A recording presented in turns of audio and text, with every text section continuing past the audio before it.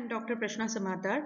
The subject I'm going to teach in this particular presentation is the immigration law, and the topic which I have chosen to discuss in this presentation is Citizenship Amendment Act 2019 and Assam Accord.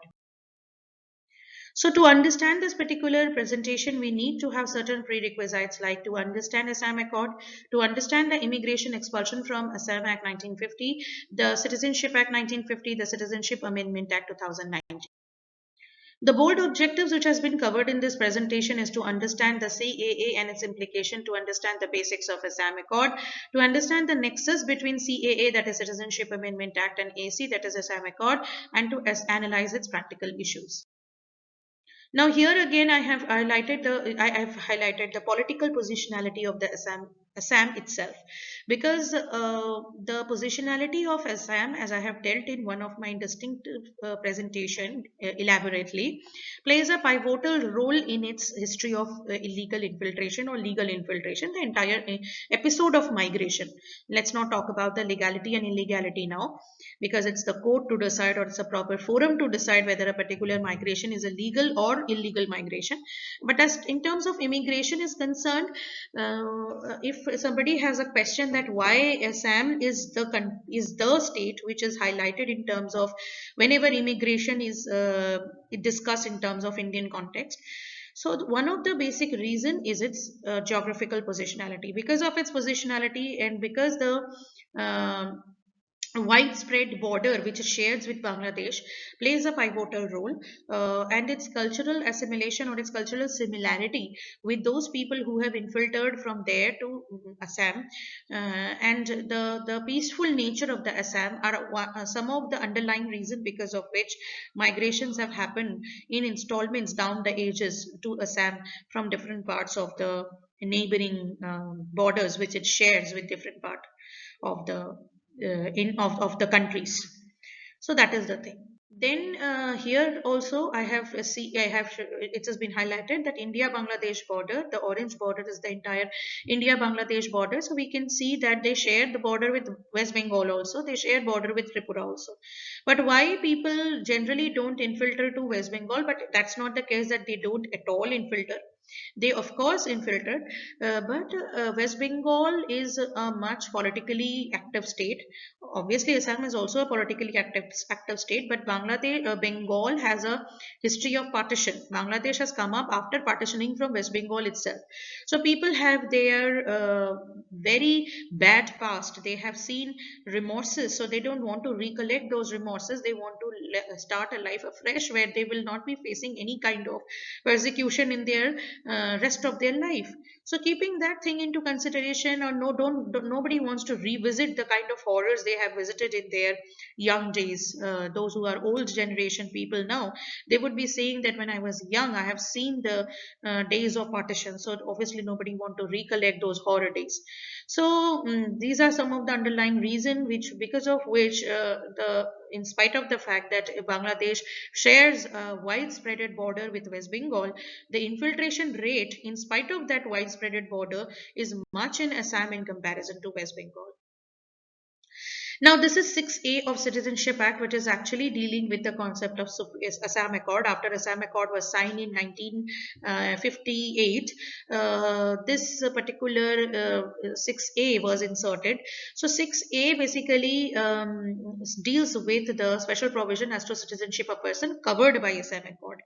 So they have actually given place to Assam Accord, and really central government has really given much praise to Assam Accord, and given it can be well seen that it has placed itself in the Citizenship Act. So according to that, Assam means the territories included in the state of Assam immediately before the commencement of the Citizenship Amendment Act 1985, through which Assam Accord was included.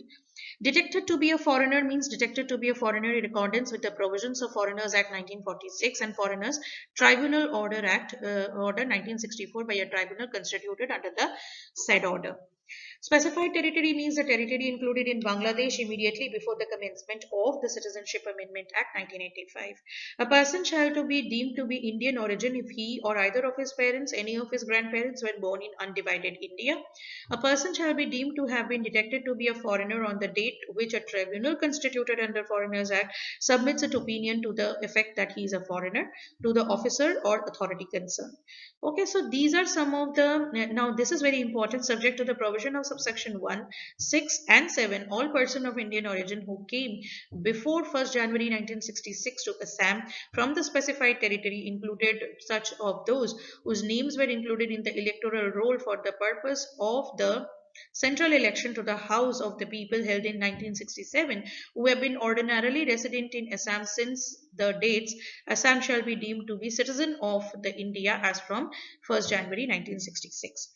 Now, why 1966 has been treated as a cutoff date? Because 1966 later on in after 1966 again migration has happened to India into Assam to India basically through Assam. So Assam has faced a lot of migration, and those migrations were needed to be then decided that whether they are legal migrations or they are illegal migrations, because migration was started becoming so unabated in Assam that the aboriginal people of the Assam were getting threatened that now they have to leave their place of stay, habitual place of stay, and have to settle somewhere else because of the increased population of the foreigners. So they needed to get into some law. They need to settle down something that this kind of unabated relocation should not be allowed. Okay. So this is why this Assam Accord was entered, and 6A was inserted in Citizenship Act. And through Assam Act, it was very much important to determine that who is a foreigner, how a foreigner would be determined as a foreigner itself. So these all things have been treated over here. So these are the details which has been given in this slide. The entire 6A has been dealt. Now, this is Citizenship Amendment Bill CAA, or the National Register of Citizens. Now, this concept of National Register of Citizens was a very scientific method adopted by Indian government, but ironically, to because they wanted to update the citizenship status of each people every financial year. But what happened, maybe due to any political reason, or maybe due to an indolent attitude of the central government, or may they have overlooked this issue, they didn't found this issue any more important, or they found that this updation becomes very cumbersome job, they did not updated NRC. Neither they took up, although this NRC is not a new concept. It would be wrong to say that NRC is a new concept. NRC is a very old concept, and it has come only during the time when Indian Constitution got executed in the year 1950 itself. NRC was came into existence, but as I said, due to various aspects, that it may be political, it may be apolitical, but due to various aspects, the concept of NRC became a stalemate. It took a backseat, and it became only contextual just 4 to 5 years ago, when it was pointed out that Assam's infiltration is crossing the limits. The way in which people are getting into Assam and establishing their homes and settling down there so easily, assimilating with these people so easily, then there is no check, there is no kind of scrutiny, or there is no kind of audit which is going on. So it becomes very tough for the people to see, to determine. Okay, so these are something which is you this is something which is like become very contemporary to decide, became very contemporary to decide. And later on the government, the existing government have decided to come up with the issue of CAB, that is Citizenship Amendment Bill.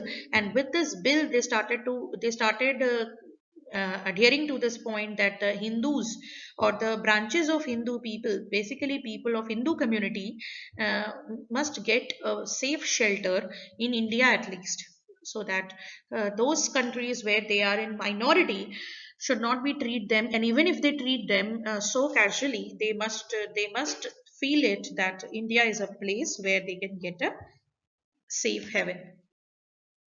So this is there are various part of the Indian citizenship which has been treated, which has been found here point here. You can get through the entire slide, and you can see how contextual it is. It is very interesting to read the case of Taslima Nasreen, Adnan Sami. They all wanted to have citizenship of India, and then how their citizenship have been questioned and all of that. So that can be studied over here. So with this particular objective, the this slide has been. So IMDT Act also become very, very important. It is illegal entry act into India. So these are some of the aspects whereby Assam Accord has been has a close nexus with the Citizenship Amendment Act. So these are some of the practice question. What is the background of Assam Act? How 6A of Citizenship Act has given place to Assam Accord, and what is the real nexus between CAA and NRC? So if all these answers questions may be answered in the previous slides in very interestingly. So hope you have enjoyed this presentation. Hope to see you in my next presentation. Thank you so much for such a patient hearing.